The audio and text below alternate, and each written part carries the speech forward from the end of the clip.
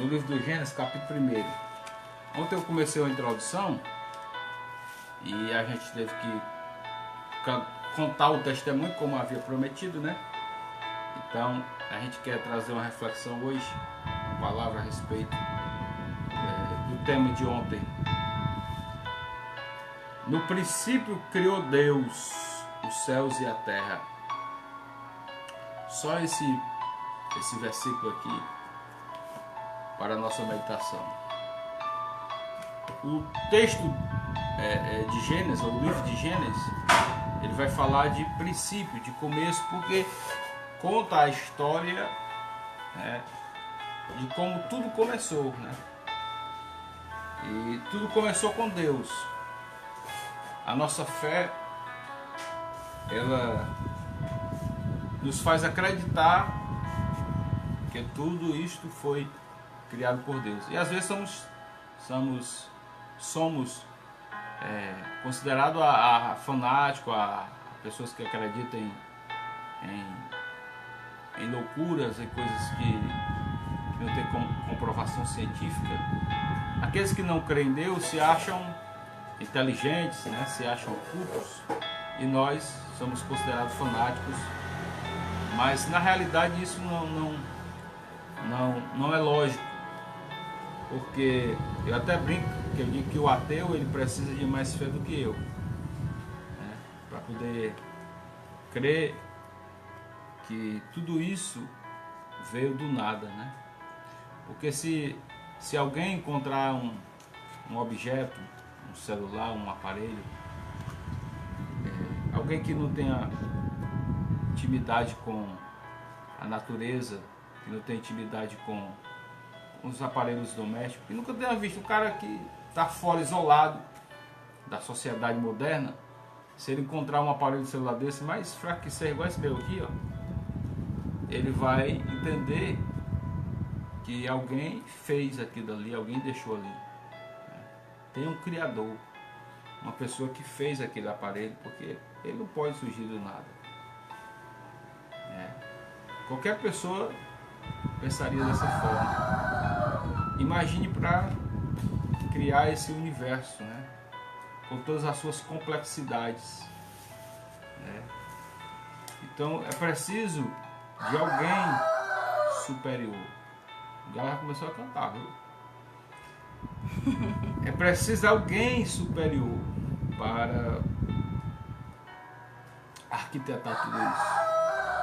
Então, para quem não crê em Deus, precisa ter mais fé do que nós, para achar que tudo isso foi feito do nada, né? Sem nenhuma explicação. Mas o texto que nós lemos foi escrito por Moisés, e alguém até pode questionar como Moisés escreveu um texto, se ele não participou dessa história, se ele nasceu muito tempo depois. E a explicação é que existia uma tradição chamada tradição oral, que os ensinamentos eram passados de pai para filho, geração após geração, e isso chegou até a geração de Moisés. E com a inspiração de Deus, Moisés escreveu o livro do Gênesis. Não só o livro do Gênesis, mas todos os 5 primeiros livros da Bíblia, de Gênesis a Deuteronômio. E ele escreveu esses livros quando estava com o povo, levando o povo no deserto, caminhando no deserto com o povo. Então, se alguém perguntar o que Moisés passou 40 anos no deserto, você já sabe dizer, né? Além de cuidar do povo, foi escrevendo a Bíblia, começou a escrever a Bíblia. Então o texto diz que Deus no princípio criou os céus e a terra. Ontem a gente começou a falar um pouquinho sobre os nomes de Deus, né? Há muita polêmica sobre esse assunto na internet, né? Uns falam que o nome de Deus é A, outros falam que é B, outros falam que é C. Mas na realidade Deus, ele tem vários nomes, porque Deus ele é tão grande que um nome só não dá para definir as suas características, né? Porque o nome, principalmente para a cultura judaica, diz respeito ao que a pessoa é, né? Por exemplo, Jacó, enganador. Abraão, pai de multidões. Moisés, tirado das águas. Isso, ele vai dizer, Moisés, tirado das águas. Isaac. Josué, Salvador. Né? Isaac, razão dos meus sorrisos. Razão dos meus sorrisos, Isaac. Glória a Jesus. Então esse nome Deus que aparece aí no capítulo 1 de Gênesis, no versículo 1, primeiro versículo, primeiro capítulo da Bíblia, é Elohim, como eu falei ontem. Elohim, que significa Deus Criador, Deus poderoso, elevado. Né? Então esse é o primeiro nome de Deus, Deus Criador. Ele criou todos os anjos. Né? Ele é Pai por criação, ele criou todos os anjos.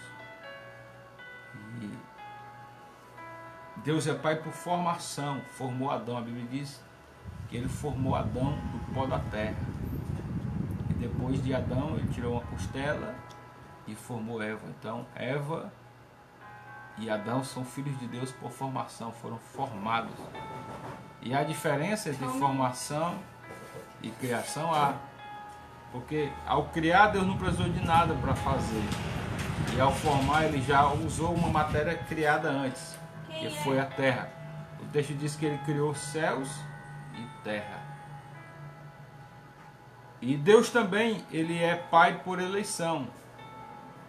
Ele pegou aquilo que já estava formado, que foi o descendente de Adão, Abrão, e aí ele elegeu Abrão e disse, olha, tu vai sair da tua terra, do meio da tua parentela, e vai para uma cidade que eu mostrarei.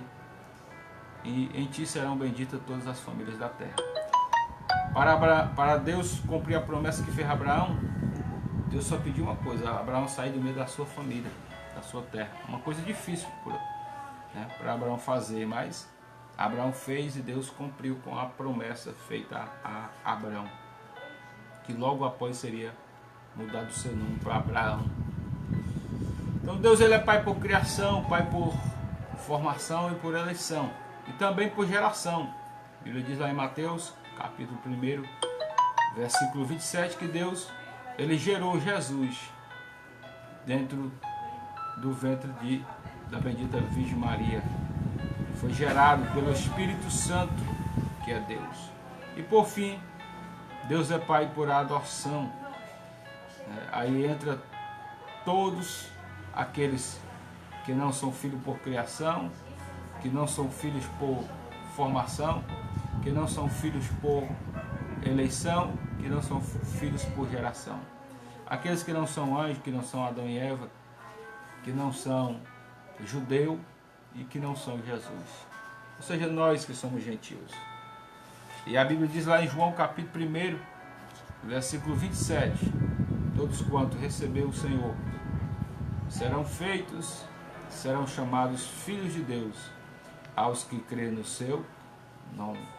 Então, se você quer ser filho de Deus, se você não é anjo, se você não é Adão e Eva, se você não é judeu, se você não é Jesus, você não é filho. Né? Porque você não se enquadra nessas paternidades, criação, formação, eleição e geração. Só tem uma forma de você ser filho, se você aceitar a Ele como o único e suficiente Salvador da sua vida. Aí você passa a ter o direito de ser adotado. Né? É uma forma adotiva, né? A adoção. Né? Como acontece normalmente com os homens. Aí você tem filhos, eu tenho dois meninos.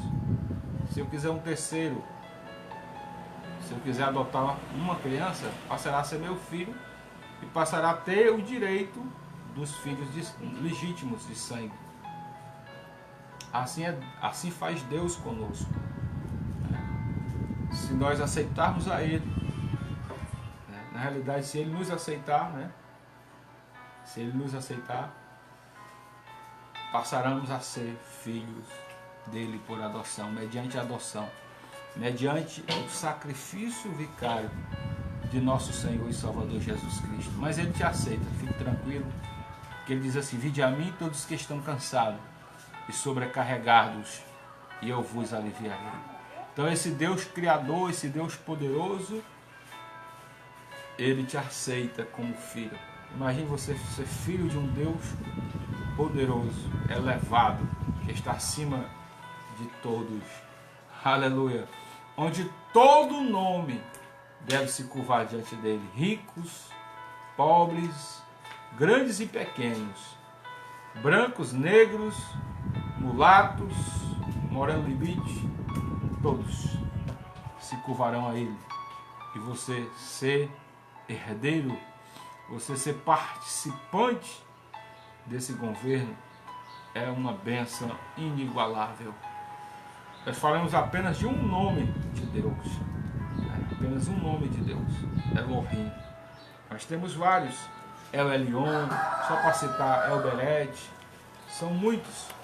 Emmanuel. El Shaddai, El Olam, El Roy, dentre outros. Emmanuel não é não? Emmanuel sei que tu estava falando, Emmanuel é o teu cunhado. Emmanuel é de Jesus, o nome de Jesus. Ah, sim, tá certo. Que é Deus também, né? Faz parte da Trindade. Tá esperando falar, Emmanuel. Eu estou falando do Deus Pai.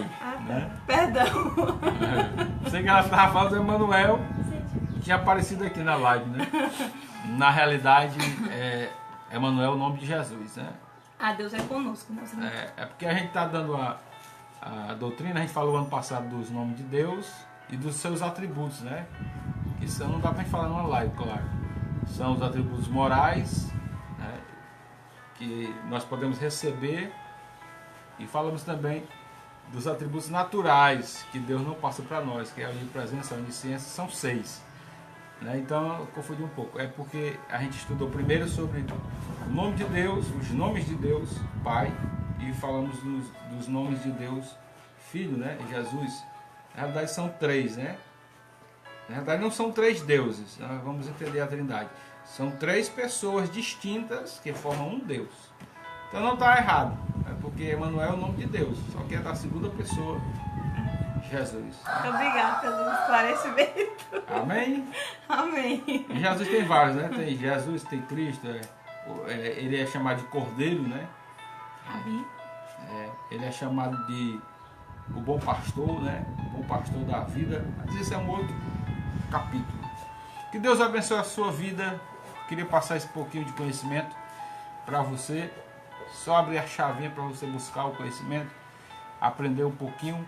Porque quando você conhece os nomes de Deus, você conhece automaticamente as suas características, você passa a confiar muito nele. A Bíblia diz que os que confiam no Senhor são como os montes de Sião, que não se abala, mas permanece para sempre.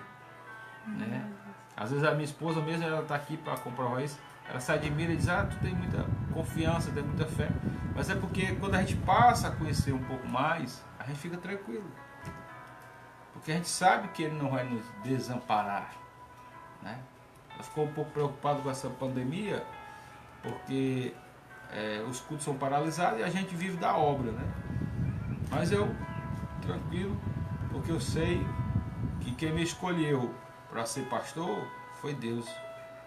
Hoje eu amo ser pastor, eu amo fazer a obra, mas quando eu era jovem, quem me conhece lá no Pentecoste, sabia que eu era totalmente tímido e não levava o menor jeito para pregação, para essas coisas. Então foi preciso Deus me colocar, esse é outro testemunho que um dia eu vou contar. Foi preciso Jesus me colocar no leito, viu? Para poder chegar onde eu cheguei aqui. Então foi Deus que me escolheu, então Ele vai me sustentar. Então quando você passa a confiar, quando você passa a conhecer uma pessoa, você passa a confiar. Né? Você sabe do que ela é capaz, né? Sabe do que ela é capaz e sabe do que ela não é capaz. Né? Verdade. Deus ele não é capaz de desamparar os seus. O próprio Jesus falou para o público lá em Israel, ele disse para os saduceus, para os fariseus, para o povo, que se Deus não desampara as aves, né? Até o pardal ele não desampara, por que serve um pardal, né? Então para saber. Não serve para nada. Para sujar a área. Para sujar e cagar e fazer coisa ruim. Mas Deus não desampara. Vai desamparar você com a lida dessa? Não vai. Mas tem pessoas que ficam atribuladas. A tribulação vem lá nos Estados Unidos, ele já está gritando aqui. Precisa conhecer Deus, precisa mergulhar Glória a Deus, é nesse verdade. conhecimento e passar a confiar. Pastor, eu estou atribulado. Você está porque você não conhece Deus. Você não conhece o seu Deus Todo-Poderoso. Você tem uma noçãozinha. Pastor, nós vamos conhecer plenamente só quando nós receber o corpo incorruptível. Mas está pertinho. Ele disse que o que é corruptível se revestirá da incorruptibilidade, o que é mortal da imortalidade. Os mortos ressuscitarão primeiro, depois nós, os que ficarmos vivos, seremos arrebatados e subiremos juntos a encontrar o Senhor nos ares. Glória a Deus. Que Deus te abençoe. Até amanhã.